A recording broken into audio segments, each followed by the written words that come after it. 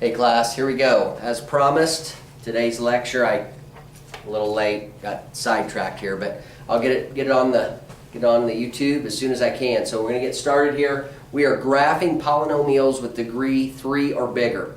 We've dealt with degree 0, horizontal line. We've dealt with degree 1, slanted line. We've dealt with degree 2, parabola.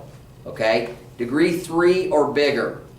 There's no formula that you can get that you can graph every one of them. So we're going to have to do some different things, okay? Like degree 1, you go y equals mx plus b. Degree 2, you're going to complete the square and get the formula that we've got. Degree 3 or bigger, as you saw yesterday when we were working with the graphing calculators, they're crazy. There's all kinds of different ways and all kinds of different looks. So I'm going to show you a couple things, review a couple things we did yesterday, incorporate a couple things that we did yesterday. Today, with these two, I'm going to do two graphs. The first one you have in your note sheet, y equals negative 2x to the fourth plus 8x squared. So we're going to do some of the things we did yesterday. We're going to find the right-hand behavior and the left-hand behavior. So let's review that quickly. I think you guys did really well with that. The degree of this function is 4, and the leading coefficient is negative 2. So we've got an even degree and a negative leading coefficient. So as we learned yesterday, the right-hand behavior and the left-hand behavior are both going to be false. Now, all that tells us is as x gets bigger, the graph's going to fall drastically. As that x comes from negative infinity, as we go to negative infinity for x, we're going to fall. And you'll see that those falls are drastic falls most of the time. Okay? The next thing we're going to do is we're going to find x-intercepts. So as we know, x-intercepts occur when y is 0. So we're going to take our original function and we're going to set it, the y value or the f of x value, to 0.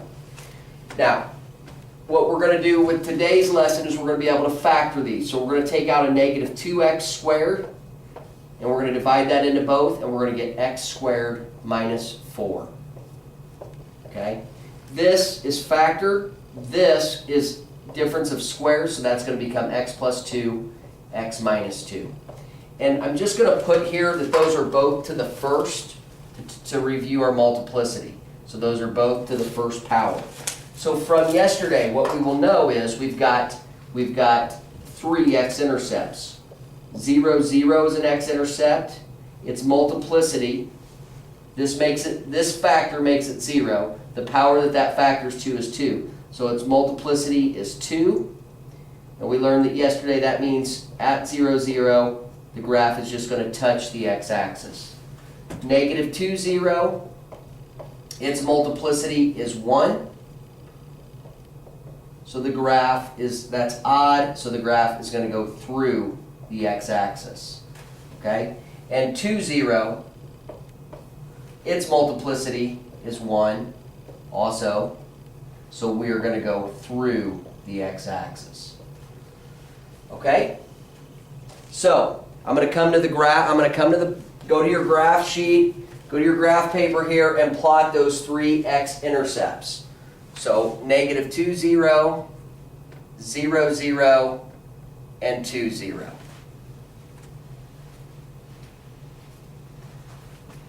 Okay?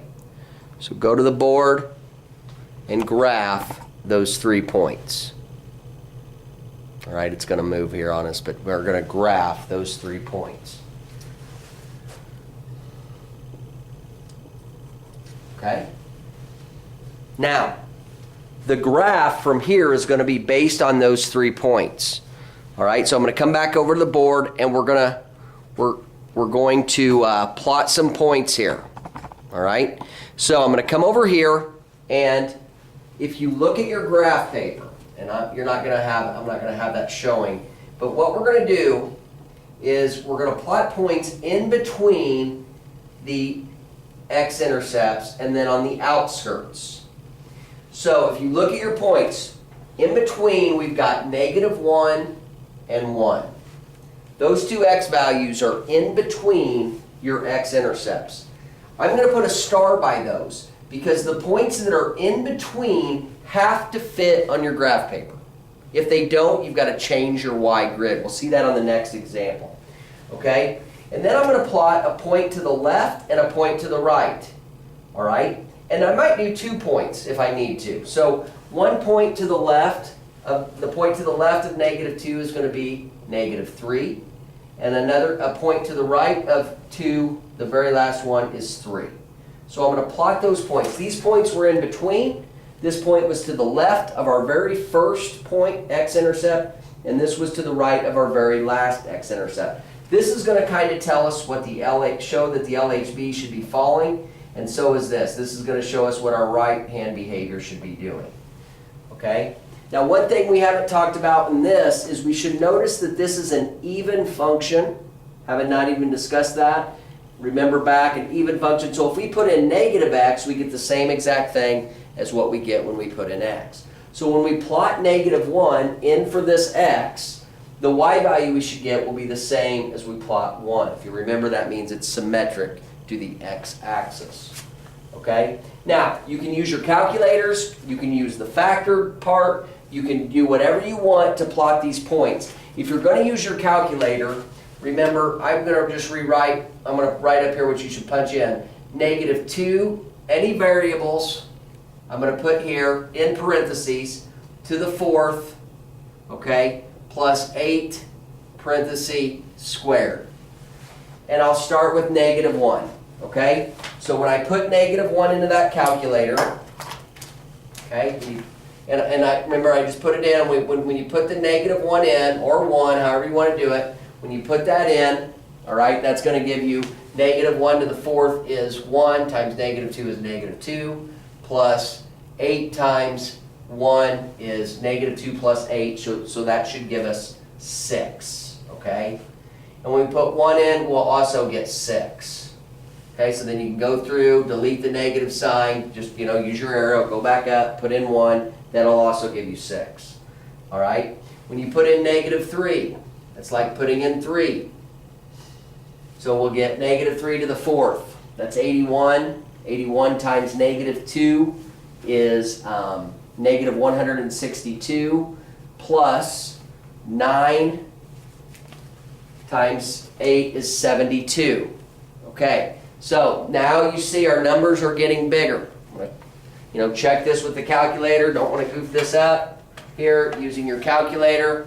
All right, so -2 times -3 to the 4th plus 8 times 3 squared. You don't really need the times button, but so we get that, and that's going to be -90. Okay, -90. Now, obviously, -90 is not going to fit on your graph paper. Here's the deal. So when we put 3 in, since it's an even function, we'll also get -90. It doesn't have to fit on your graph paper. Okay? It does not have to fit on your graph paper, because it just shows that as we go to the left, -90 is falling. As we go to the right, -90, we're falling. Okay? These have to fit on your graph paper because they're in the in-between points. In the middle, your graph can't go off the paper and then come back on. These have to fit. Okay? So let's sketch the graph of this. These will fit without changing our grid. So you have your points there. You see them there. Let's go over to the graph and graph them. Okay, now you guys are from -12 to 12. My graph's a little bit bigger. All right. So at -1, we're at 6. At 1, we're at 6. At -3, we're at -90. Obviously, I'm not going to put that on the paper. What that tells me is that I am dropping rapidly. At 3, we're at -90. We are falling rapidly. So now, with a nice curved figure, we're going to connect the dots. Now, this is a sketch. Next year in calculus, we will figure out exactly where the maximums and minimums occur. For what we know now, we're just going to kind of assume that this point here is kind of as high as we go. So it's not going to be perfect, but it's a sketch. So we're going to come touch this point. We're going to come up here. We're going to drop back down. We're going to go through -2. We're just going to touch at 0, come back up. graph, go back down. Now, common mistakes. Okay, there's the graph. Common mistakes are that people just kind of take this graph and they go out here. That's not correct. By 3, we're going to be at negative 90. So it's dropping rapidly. It's falling rapidly. So if you look back at your notes, right-hand behavior falls, left-hand behavior falls. Intercepts, negative 2, 0, and 2, 0, both went through, 0, 0 touched. Okay? Like I said, this isn't perfect. To really find what the max values here, that we'll use calculus next year to do that. So I'm going to give you something to wait on. All right? So there's the first example. Okay, let's go ahead and do the next example. Give me a second here. Let me get this erased and we'll go. All right? Let's see. There we go. All right.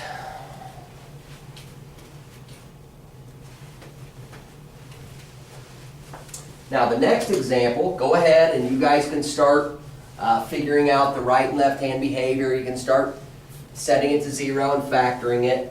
Okay? It's a lot different example. It's not going to have symmetry. It's not going to be even nor odd. So it's not going to have symmetry. All right? So it's y equals 4x cubed plus 24x squared plus 36x. Okay, so degree is 3, odd. Okay, leading coefficient is 4, positive. So that tells us that as the x values get really big, this is going to get really big. So our right-hand behavior is rises. Since this is the part of the function that's taken over, when the left-hand behavior, when we put in negative x values, negative 2, negative 10, negative 100, negative 1,000, okay, this is going to be a very big negative number, so we're going to fall. Okay, so we're going to rise to the right, fall to the left. To find our x-intercepts, we set this to 0, 4x cubed plus 24x squared plus 36x. We set it to 0. We can factor out a 4x. And we'll get x squared plus 6x plus 9. This is a perfect square. So this is x plus 3 times x plus 3, which is x plus 3 squared. So there are only 2 x-intercepts here. We'll put that to the first. The first one, 0 makes 4x 0. So I get 0, 0. It's got a multiplicity of 1. That's odd, so we're going to go through at that point. Okay, negative 3, 0. It has a multiplicity. That's what makes this 0. And if a factor is 0, the whole thing is 0. If a multiple is 0, if a factor is 0, the whole term is 0. So the multiplicity of this is 2. That's even, so we're going to just touch. Okay, so go to your graph. Put those points on your graph paper. 0, 0, negative 3, 0. Okay. I'm not going to show you that. Obviously, you're going to have them there. Now you've got to pick the points to plot in between. All right, so I'm going to come over here. And I've got x, I've got y. In between these two x-intercepts is obviously negative 2 and negative 1. Those have to fit on your graph paper. If they don't, we will have to change our grid. Now, the points on the outskirts do not need to fit. All right? So on the outskirts, before negative 3, look at your graph paper. Before negative 3, we've got negative 4. That's going to help us confirm our left-hand behavior. And after 0, we've got 1. That's going to help us confirm our right-hand behavior. Now, if those values aren't very big, you might have to do another one to see how fast they go off your paper. Okay, so this function, we're going to do 4 parenthesis to the third plus 24 parenthesis squared plus 36 parenthesis then the value. Now the reason I put those in parentheses, okay, like that, is so we know that's our variables. This is what's changing, and if you use your calculator and put those in parentheses, all you have to do is go up and reinsert values. Okay? So here we go. 4 -2 to the third plus 24 parenthesis -2 squared plus 36 times -2. Okay, bingo, equals. So that's -8. Hopefully that's what you got.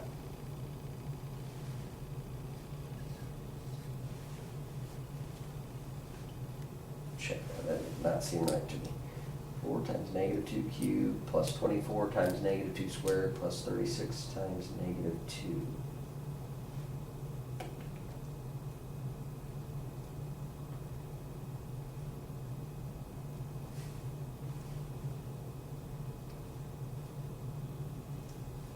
Give me a second here, guys.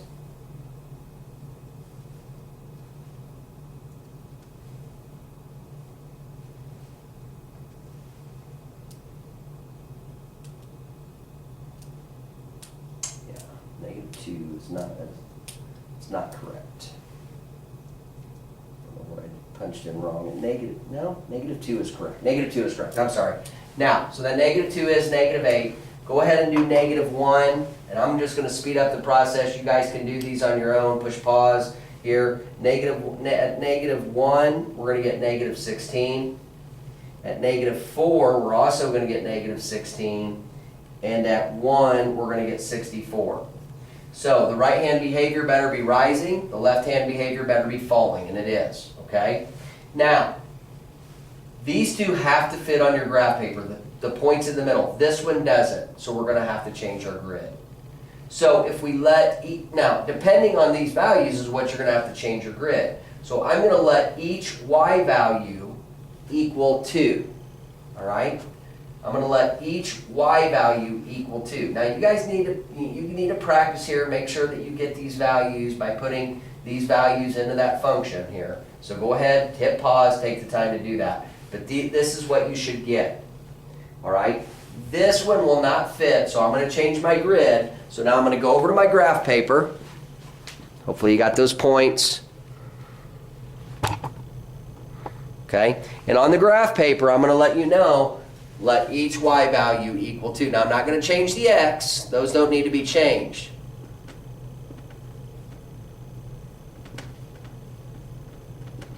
So now this is 2, 4, 6, 8, 10, etc. Okay? So at -2, we're at -8. So that's going to be 4 units down, and that'll fit. And at -1, we're going to be at -16. So that's going to be -8 units down, and that'll fit. Okay? At -4, we're going to be at -16. Now that will fit on your paper now that we've switched it. So you need to show that that will be a point. However, on the other end at 1, we're at 64. That will not fit on your paper. The outskirt points do not need to fit. Okay? Them ones in the middle do. If not, your graph's going to go off the paper and then come back on. We know as we go to the right, we're rising to infinity. So we are going to go off the paper.